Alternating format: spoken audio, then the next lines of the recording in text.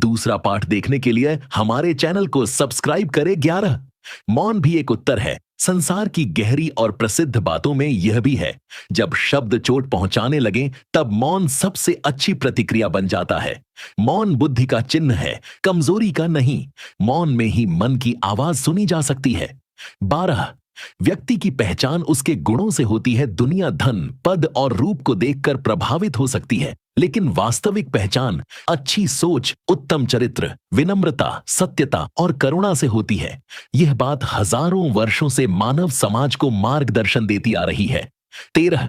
विचार ही जीवन बनाते हैं। हम वही बनते हैं जो हम सोचते हैं। विचार सकारात्मक हो तो जीवन उन्नति पाता है और नकारात्मक हो तो जीवन ठहर जाता है। यह संसार की सबसे वैज्ञानिक और आध्यात्मिक शिक्षा है।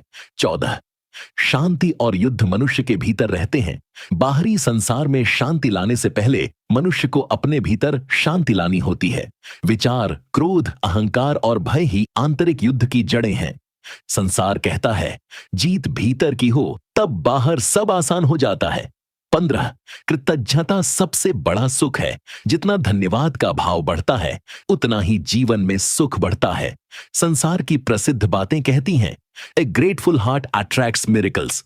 कृतज्ञता मन को सकारात्मक ऊर्जा देती है। 16। सफलता वही है जो आपको भीतर से संतुष्ट करे।